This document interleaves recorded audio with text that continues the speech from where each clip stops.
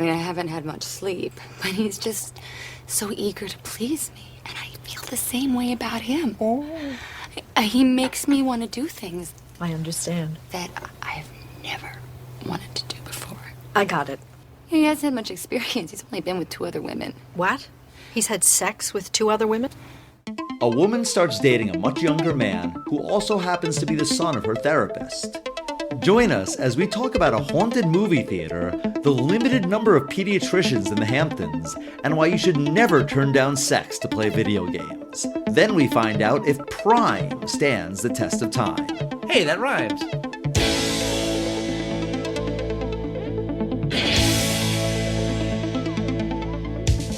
Test of time, James and Alan have their say. Do the movies you love still hold up today? James says gladiator with a glutton. Alan says as a father, blah blah. It's the test of time, James and Alan have their say. Do the movies you love still hold up today? Test of time, James and Alan have their say. Do the movies you love still hold up today? Hello, everybody, and welcome to the Test of Time podcast. My name is Alan Noah, and your name is... My name is James Brief. It's easy to remember because my last name is a last name, whereas your last name is actually a first name. Really? Mm-hmm. Wow. Well, James, that's really cool. I'm 42 years old, and you are the first person to ever mention that to me. Thank you for pointing out this very new information. Oh, okay. Your middle name is also a first name, Michael. Uh-huh.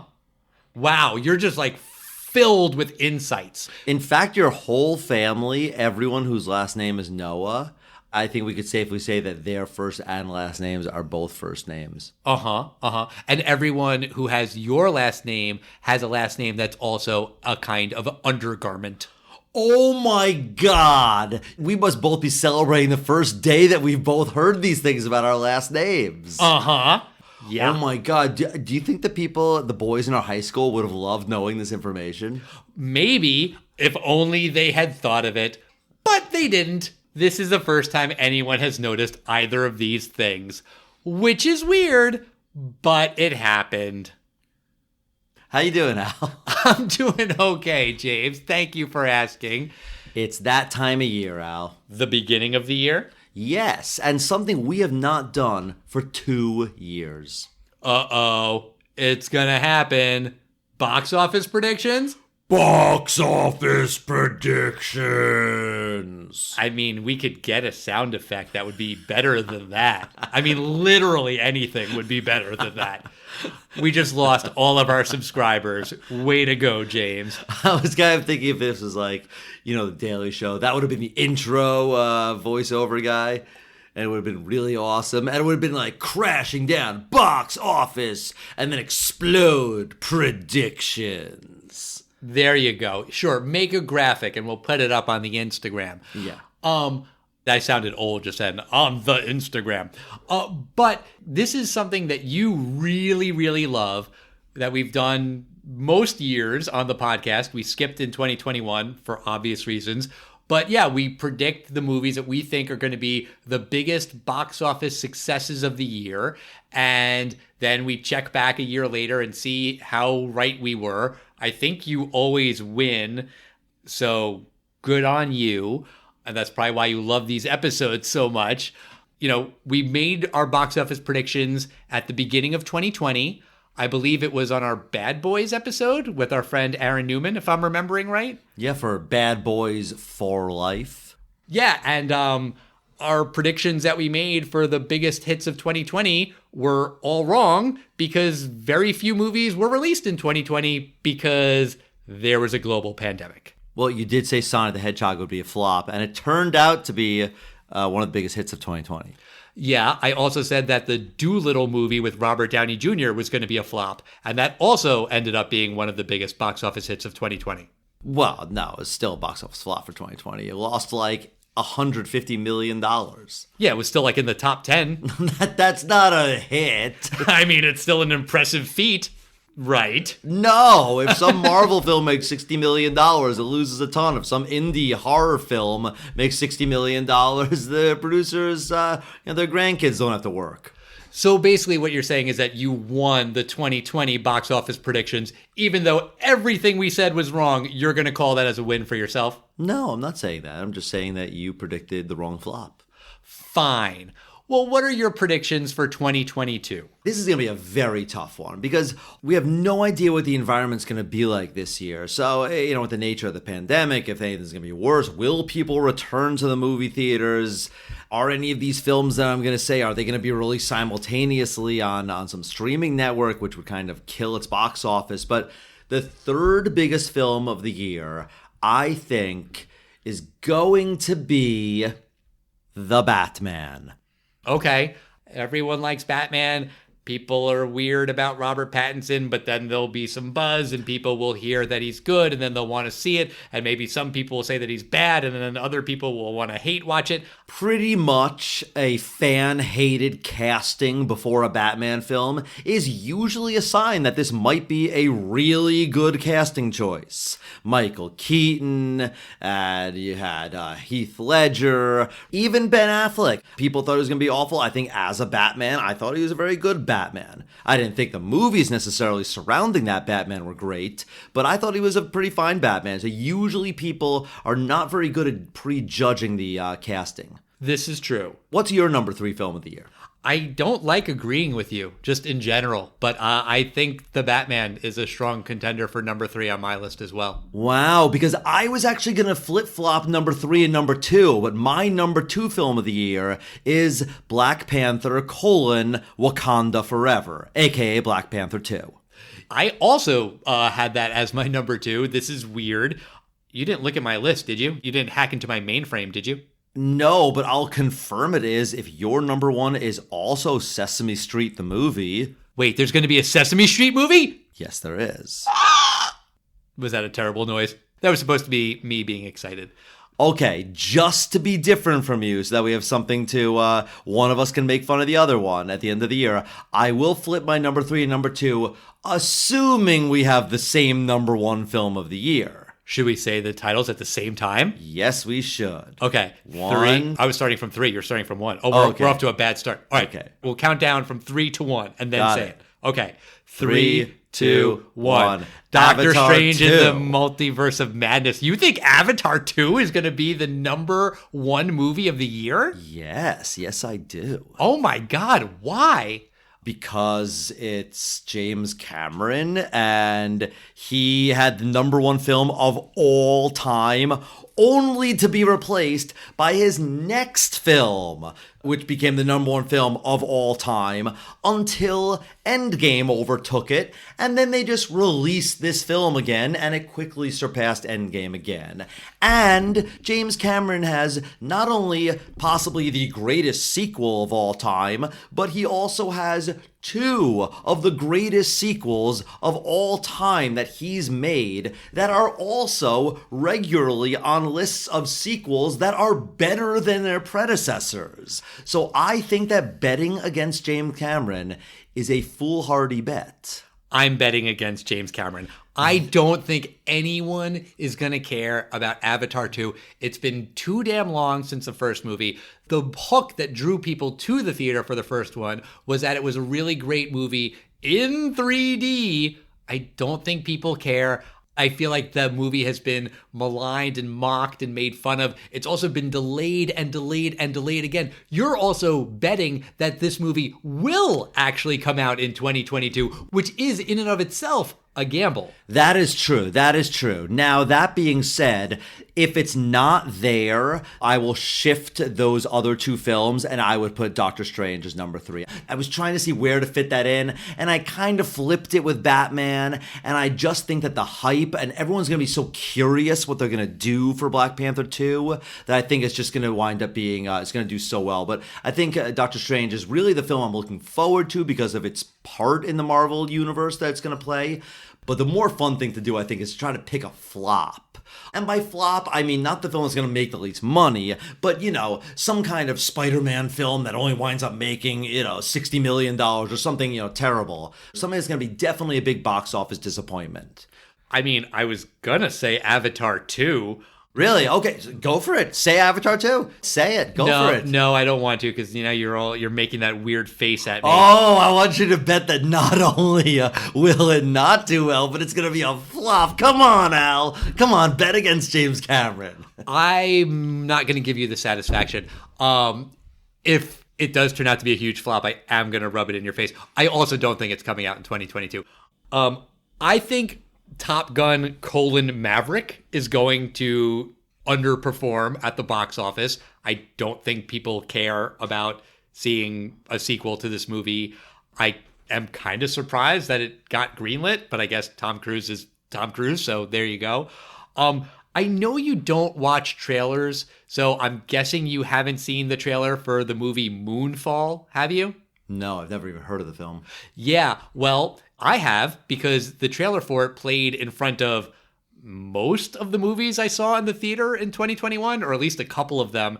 It's a Roland Emmerich movie where it seems like Independence Day, except instead of aliens, the bad guy coming to kill all life on Earth is the moon? No, I'm sorry. I did see this trailer because I saw No Time to Die. Okay. And my rule with trailers, I don't watch trailers of a film that I'm going to see anyway because then it's going to spoil it. But I saw this and I go, I have no idea what this is. So I did watch it. And I was thinking the same thing. I was thinking, the moon just is crashing through the earth. I'm guessing the words gravitational pull or knocked off its axis is going to be used wrongly in this film. Like, I don't understand it on any level. I have to assume that that's going to be a flop. I think it's coming out in February, so there should probably still be some hesitancy with people running to the theaters. I can't imagine that many people are going to go see a movie where the moon is the bad guy. That's my pick, Moonfall.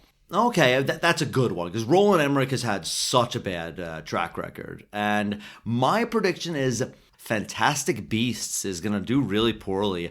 I don't think that this is going to be the 8-picture film that they were hoping it would be. I thought it was supposed to be 5. Whatever. I think it's going to limp along to 5 because probably J.K. Rowling had it in her contract that it was pre-approved or something. I think these films are going to get worse and worse received. I think that's a fair choice. I think that will be a flop, unfortunately. I say unfortunately because I like the Harry Potter movies, although I haven't seen either of the first 2 Fantastic Beasts movies. Yeah, me neither. I saw part of one of them, actually.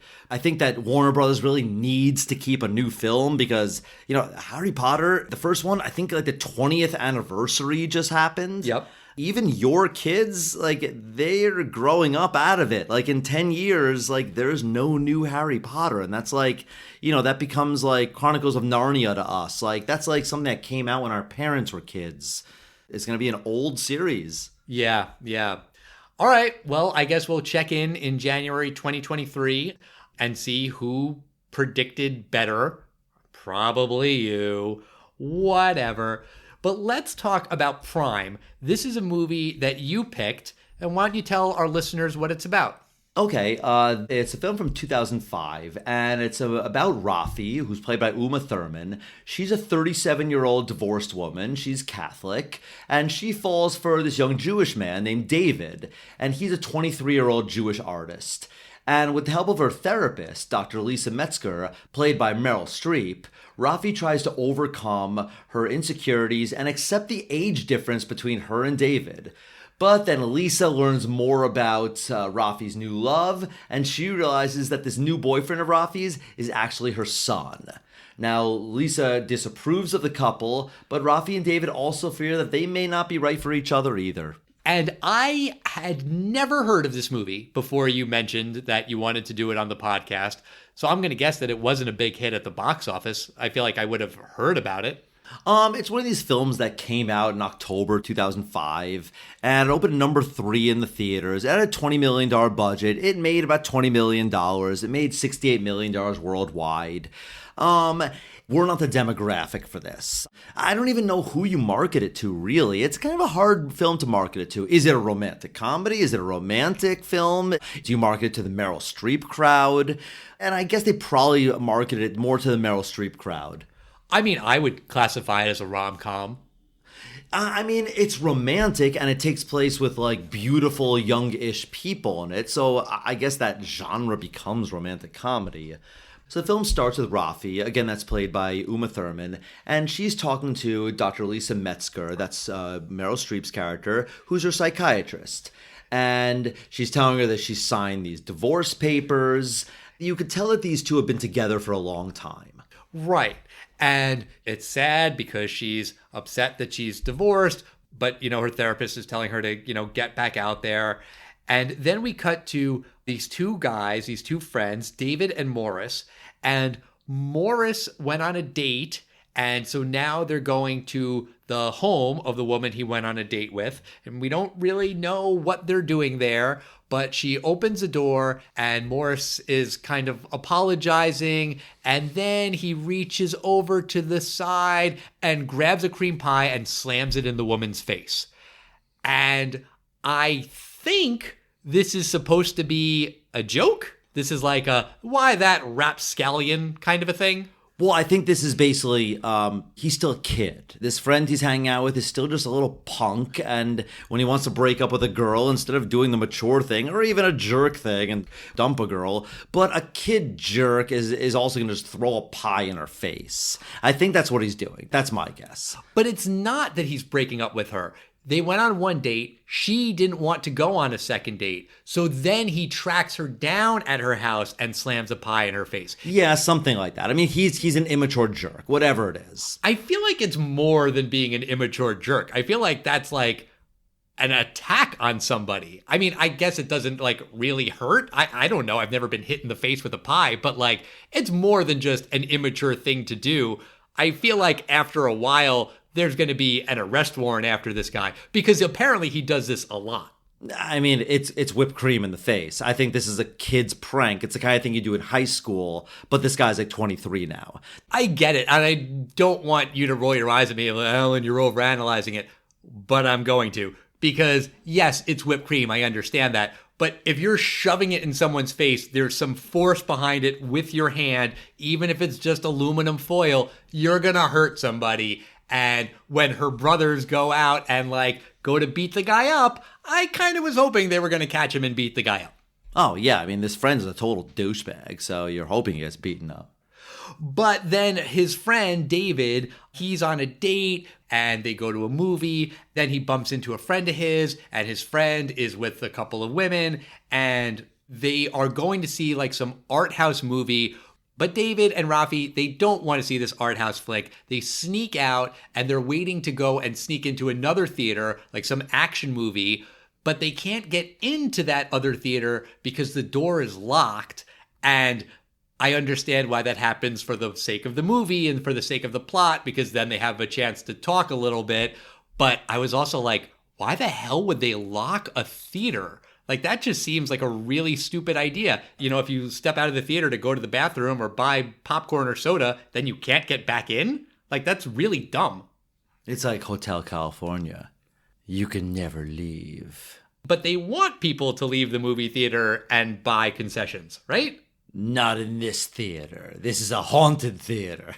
I have no idea. You're right. It makes no sense. But they hit it off. That's the point. You're right. Yes, they hit it off. And he calls her like a couple of nights later because the girl that he was with on the date, they break up. It doesn't matter.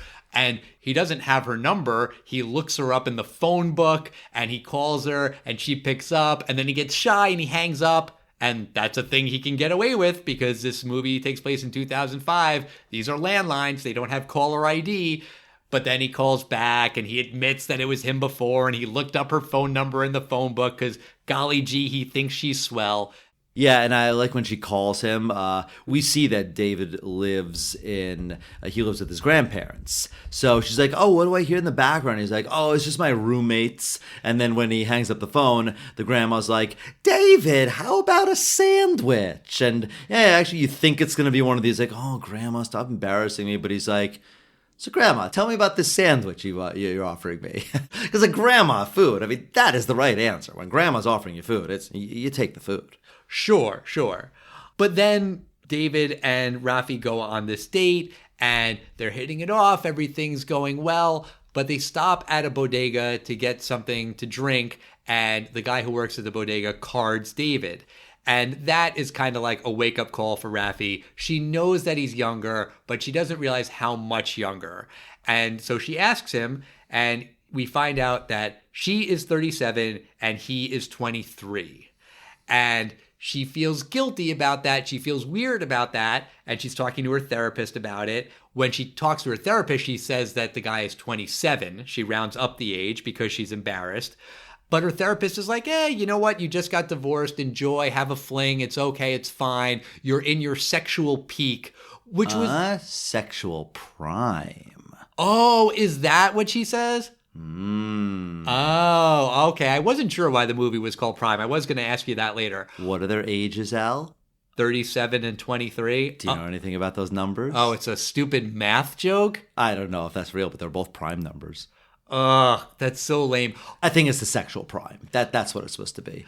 That was a thing that I feel like every stand-up comedian used to make a joke about, like, why are women in their sexual prime in their 40s and men are in their sexual prime in their teens or 20s or whatever? Like, is that an actual documented thing, or is that just one of those things that people believe because they've just heard it so many times? I mean, I'm not a sexualities doctor by any means, but You're not? No, I'm not.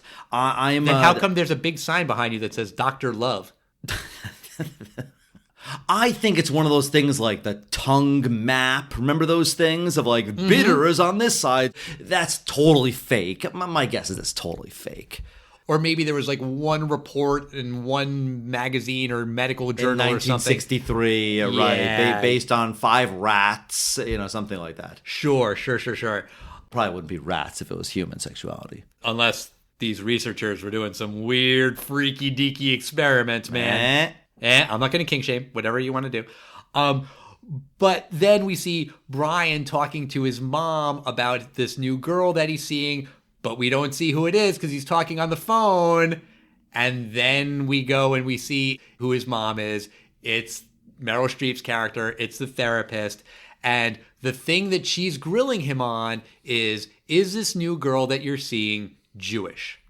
Because they're a Jewish family and that's very important to her. She wants to make sure that her son is dating a Jewish girl, but he tells her that his girlfriend is not Jewish and that she's older, but he doesn't say 37. He also says 27. Right. And so 2 of them are dating. They're sleeping together.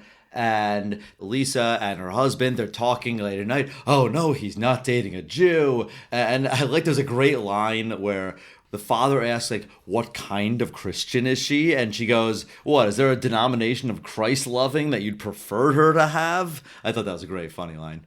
Yes, it is funny. I was confused, though, about her husband because my guess, and this was wrong, as we find out later in the movie, but my guess was that her husband was not David's father. Maybe his father had died or they had divorced and she had been remarried. That would explain why Rafi wouldn't know that her therapist and her boyfriend had the same last name. And that's not correct. What it ultimately is that she just uses her maiden name professionally, which is fine. But I thought maybe that was it because the dad character is basically non-existent in this movie. He has like a handful of lines. He's not important. I thought maybe it was a stepfather, but no, it's not. It's his dad. You're right. He has a very small role. But the next scene, I think, might be my favorite scene of the film. It's a masterclass of acting from Meryl Streep because there is this scene where Rafi is talking to her therapist about her new lover. And she accidentally slips up and says this younger guy that she originally said was 27 is actually 23. And Lisa quickly figures out that Rafi is talking about her son. And then Rafi starts going into graphic details about how great a lover her son is. She goes, His penis is so beautiful. I just want to knit it a hat. and it's just this great line. Lisa is getting horrified, and she's holding back tears as she's asking these things, but she's saying things like, does this boy clean up after himself after you have sex? And then she says something along the lines of how he's not that experienced for how wonderful he is. He's only had sex with 2 other girls before me. So, and she's like, what? This guy's had sex with 2 other women? Because the guy's 23 years old. And, the mom is horrified that he's had sex with even 1 woman, let alone this is his 3rd woman. So I thought it was a great scene. I thought she was saying that she would have thought it was more than that. No, she's definitely like, what? He's been with 2 other women? No, I don't think she's disappointed that her son's not more of a player. I think she's shocked that her baby has had sex with girls. Gotcha. Okay.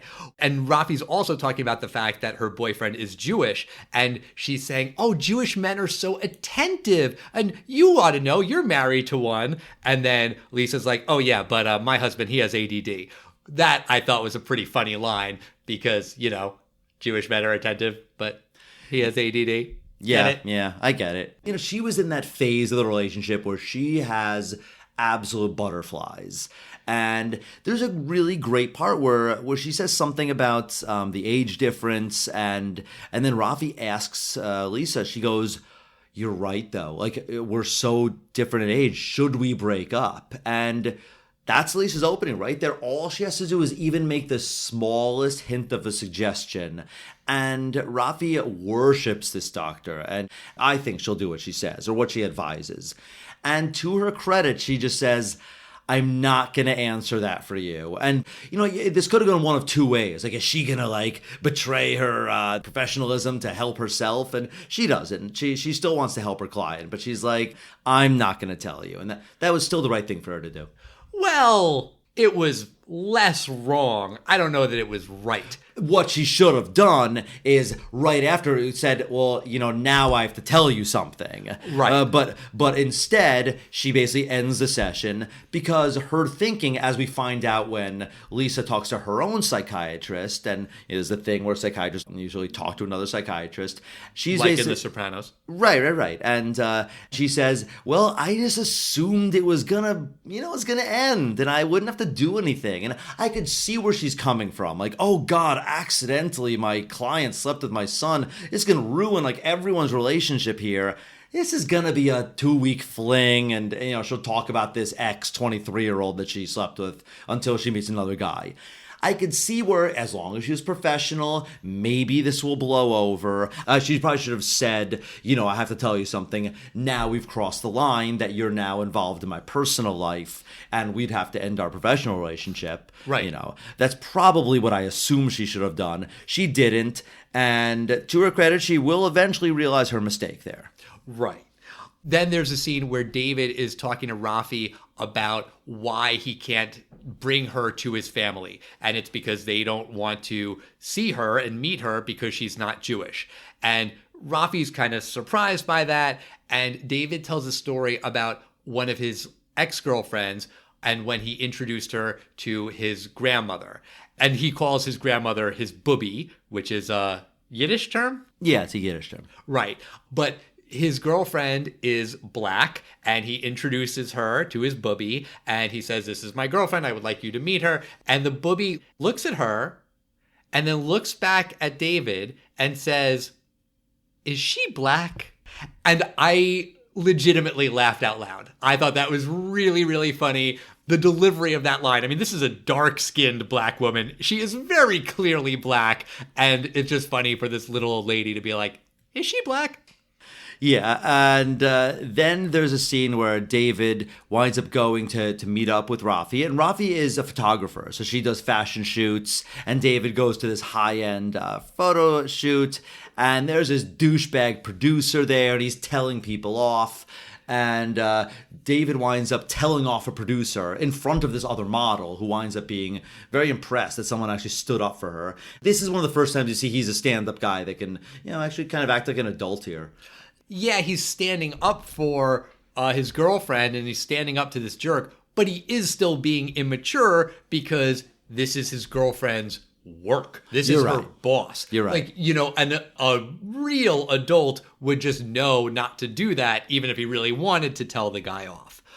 But eventually, David and Rafi go on a date, and Rafi begs David to go back to his place, because they always go back to her place, and he relents. He takes her back to his place, which is really his grandparents' place, and Rafi falls down laughing when she realizes that he lives with his grandparents, and that's who his roommates are.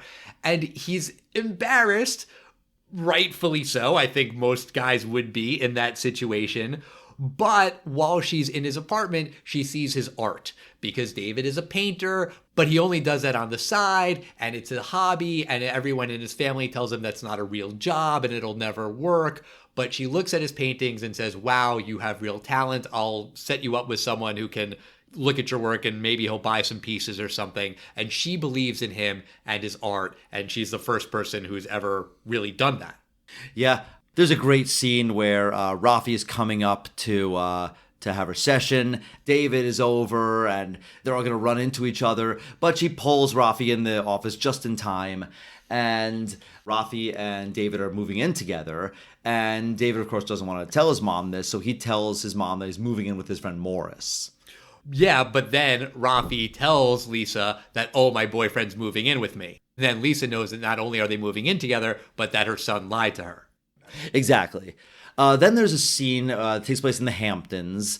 This is with Rafi's friends. And Rafi's friends they're supposed to be your more mature people. They're Hamptons people. You could tell that before Rafi came over, they're like, who is this little boy toy you're going to be bringing over? Because they're really not treating David seriously. Well, they're being protective of their friend. Like, yeah. They know that Rafi wants to have a kid. Mm. And they consider her boyfriend a kid.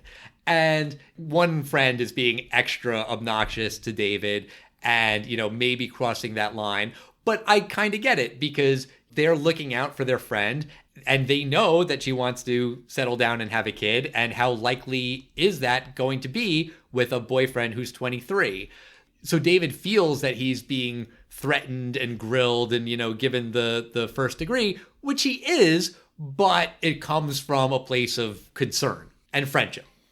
Yeah, I did like the line in the Hamptons when David gets sprayed in the eyes with something and someone screams, better call a pediatrician, because he's such a kid. I work in the Hamptons as a pediatrician, so they would have sent him to me. And then I would have said he's 23 years old, send him to an adult doctor. They weren't really gonna call a pediatrician. But if they did, it would be me. I'm sure there are other pediatricians in the Hamptons, James. There's one other. Oh, really? There's a couple other. There's not that many. That's weird. I think there should be more than two. No, there's more than two, but there's not that many. Oh. But, David's kind of being defensive. Then Rafi is talking with one of her friends, and she's asking what she should get David for his birthday. And she's like, well, there's this new Nintendo that he really wants. And it sounds like she's talking about a kid, like a nephew or something. Like, I don't know what to get my nephew for his birthday. Oh, there is this new Nintendo thing. And it's not a nephew. It's her adult male boyfriend. But then the friend is like, you like having sex? Don't get him the video game. And then she gets him the GameCube, which is, time appropriate. The movie came out in 2005. The GameCube came out in 2002, something like that. 01 or 02, yeah. Somewhere around there. This is before the Wii came out. But I kind of thought of you in that scene, and I imagined you having a girlfriend who really wanted to have sex with you, and you were like, I'm just going to play a little more video games. No, never. That's never happened? No. You'll pick sex over video games? The video game you can come back to the video game. Video games have pause buttons. Yeah, exactly. Fair point. There is an obligatory scene where Lisa and her husband are out shopping and they happen to see David and Rafi shopping at the same store. And then Lisa has to hide and she's ducking behind furniture.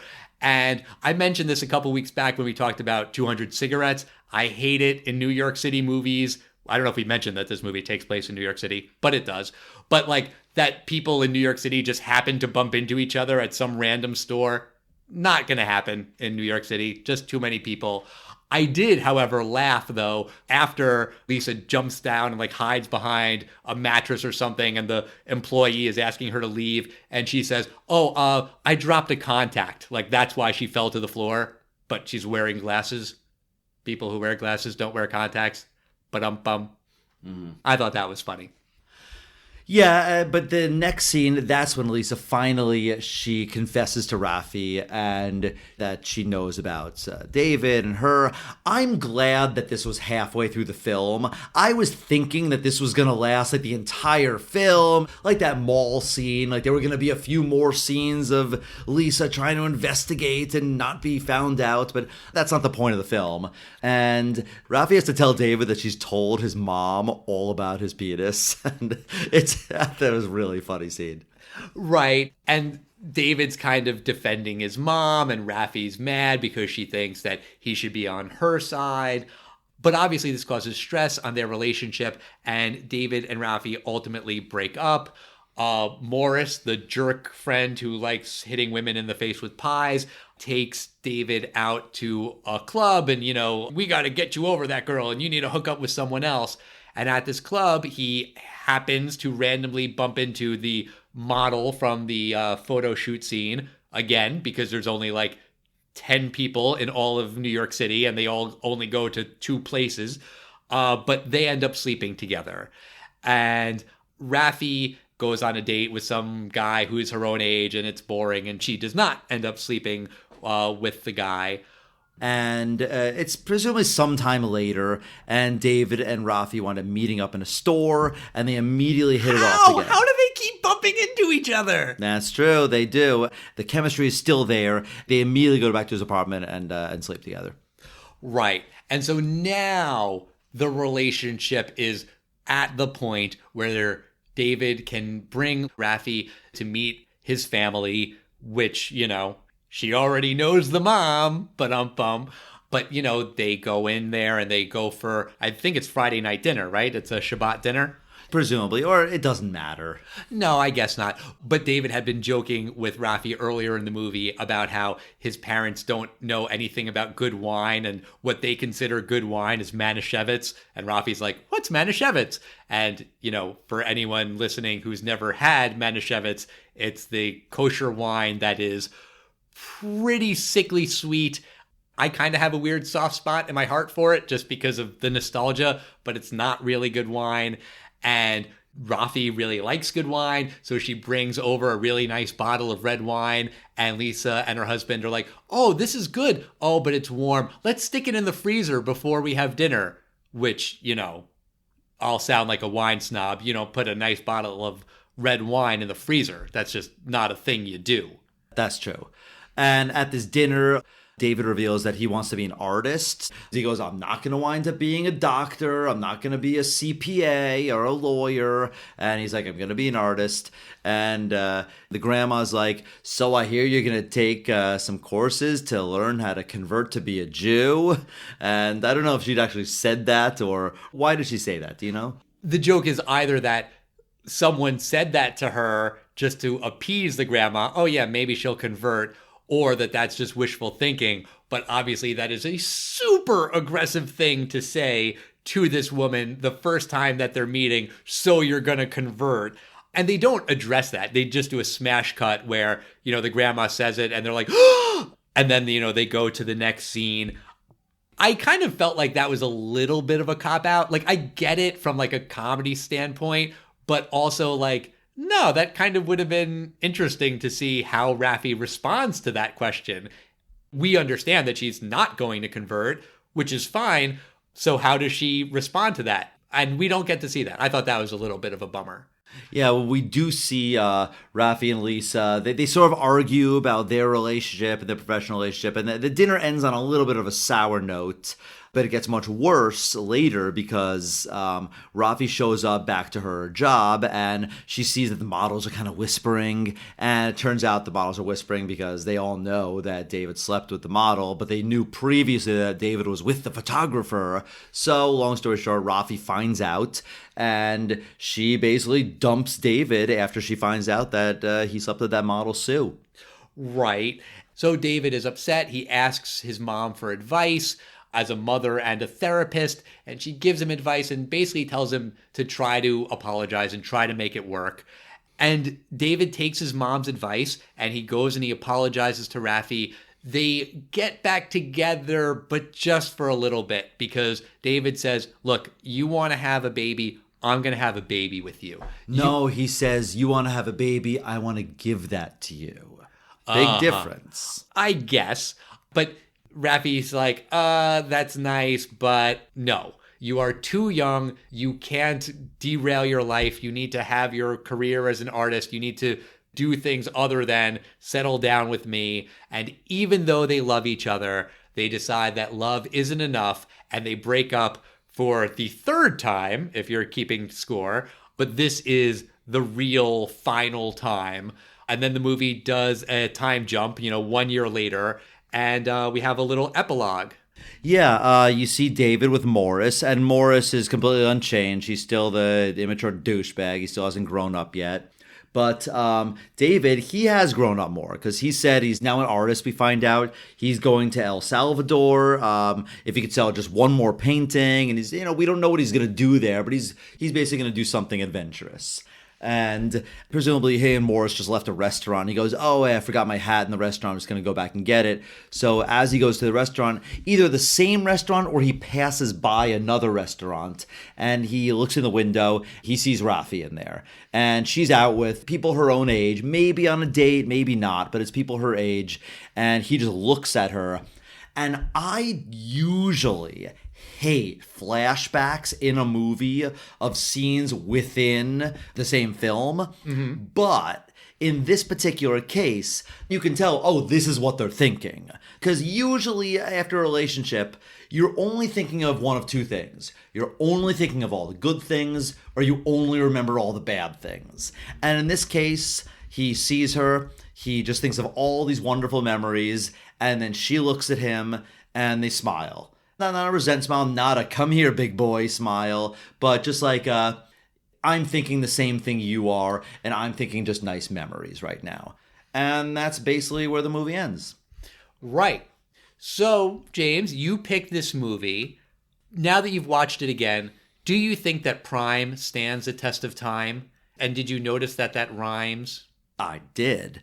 And I do think this film stands the test of time. In fact, I think it stands up a little more than the first time I saw it about 10 years ago. In that the first time I saw it, I remember liking the film, and I remember being a little bit disappointed, like, oh, I wish they got together at the end, because that's what's supposed to happen. You called this a romantic comedy, and the formula for romantic comedy is they break up, they get back together, they break up, but in the end, they get together. And this film, they don't. And, you sometimes have that where there's a film about a relationship that doesn't work out. It doesn't really matter that this is a film about different religions or the fact that they have different ages. I think those are just MacGuffins. There was that real smash hit about 20 years ago called My Big Fat Greek Wedding.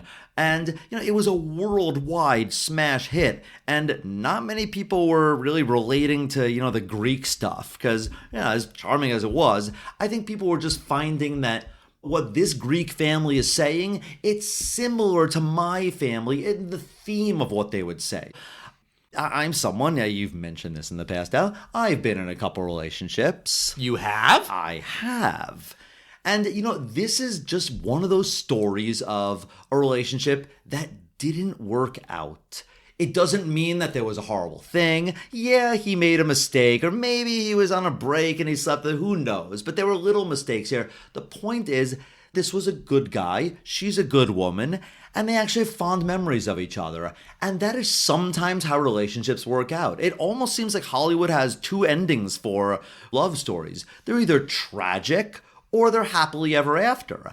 And this is actually the more realistic one, which is, 10 years after this film, they're probably going to look each other up, and I think they would be happy to see the other person happy in a family, and they got what they wanted. And I think Rafi would be happy to see that David became a successful artist and then maybe started a family. So I actually think it's a very nice little forgotten film. Meryl Streep is wonderful as always, and Uma Thurman I think is great in this film. And this guy Brian Greenberg, I've seen him in a couple things. I think he's always charming. What else? I haven't seen him in anything else. I saw him in a HBO show. He's been in a couple HBO shows, but the one I saw him in was a show that only lasted one season. It was called How to Make It in America, or How to Get Rich in America, something like that. I've heard of that. I never saw it, but I've heard of that. Yeah, he kind of has that Seth Green kind of look, and you look at his IMDb, he's acted regularly, so he might make it more. Just overall, I think the film is very nice. It works out. It's a tight little film, and it's a romantic story that to me is pretty realistic. But what about you, Al? You never saw this film, came out of nowhere. A lot of people have never heard of it. It's very hard to Google this film because, Prime. So what do you think, Al? Does this film stand the test of time? I did Google it, and yeah, you Google Prime movie, and then all you get is Amazon Prime stuff. This movie is not on Amazon Prime. It's on HBO Max as of this recording. Who knows what'll happen. But I hear what you're saying about this movie being relatable. I certainly found many parts of it relatable as a Jewish guy who dated and then married a non-Jewish woman. I didn't deal with anywhere near the level of guilt and grief that David gets in this movie for dating and then marrying a non-Jewish woman. My parents asked, "Oh, this new girl you're dating, is she Jewish?" "No." "Okay." And that was kind of the end of it. It wasn't like, "But you can't marry her. You can't have kids with her." That just wasn't a thing in my family. So, I can't relate to all of it, but I do understand that, that's a thing. Also, Courtney and I are like basically the same age. I'm like 3 months older than her, but I do know many couples where there is a larger age discrepancy, and that does cause conflict. And, the religion thing can cause conflict too. So there are two big obstacles for this couple. Actually, three, considering, the fact that the woman's dating her therapist's son. I feel like usually in a rom-com, you'd have one obstacle for the relationship. Maybe like one big one and a little one. But this couple has three very large obstacles for them to actually really make it. And I had a thought similar to what you're talking about. Are they going to end up together? The way I was looking at it was I was going to be kind of disappointed if they ended up together. Not because I didn't like the characters, but because there's just no way. Like, it's just not going to work. And if the movie had kind of just smushed them together in a, yeah, it's going to be tough, but it'll be okay because of love. Yeah, like that was going to annoy the crap out of me. And I didn't see how the two of them could really make it as a couple. And I'm glad that the movie didn't put them together. So yeah, I think there's a lot of good stuff in this movie. I think that the best friend Morris character is horrible. I hate him, not just because he's smashing pies in the faces of women, but he's also just an asshole. Like, he's not funny. If he's supposed to be like the wacky best friend, he's not wacky. He didn't make me laugh ever. I just think he's a waste of the movie's time. I get the point of his character, but I think they could have executed the Morris character in a much better way. Do something else immature and jerky, toilet paper his ex-girlfriend's houses or something like that. Yeah, I don't know what he could have done, but I just didn't like him. I did find the male lead charming. I think it's a bummer that I haven't seen him in a lot of other things. He's a nice, good-looking Jewish boy. We need more of those in movies, nice, handsome Jewish boys. Are you trying to get yourself cast, Al? I mean, maybe. Along those lines, I feel like I should say, I like Meryl Streep, but she's not Jewish. They should only have a nice Jewish actress play a Jewish role. But I can't say that. It's Meryl frickin' Streep. I mean, she can do whatever. She's really great in this movie. Honestly, this is a kind of movie that isn't the kind of movie I'm going to run to see over and over again. It's not my favorite thing ever, but it's a good movie. It presents a relationship in a somewhat realistic way, even though there's some kind of weird ethical choices made by a therapist and stuff like that. And I did laugh out loud a couple of times in the movie. So, yeah, I will say that it does stand the test of time. Well, I guess that's 2 for 2 for us. Yes, that's the first time we've agreed all year. It's only our second episode of the year, but still notable. But that's going to do it for us this week. Next week, we're going to come back with another movie that you've selected that I've never heard of. What is this movie? It's about a Secret Service agent. Sounds cool so far, right? I guess. The Secret Service agent, now hear me out, it's Sinbad. What? Yes. And the kid is now one of the richest crypto billionaires in the world. It's a movie called First Kid. Okay. Yeah, we'll check this film out. Interesting. In the meantime, we want to hear from you at Test of Time Pod on Facebook, Twitter, and Instagram. You can email us. We are the Test of Time Podcast at gmail.com. Whatever podcast platform you listen to us on, make sure you're subscribed. And we'll see you next time, everybody. Goodbye. Bye.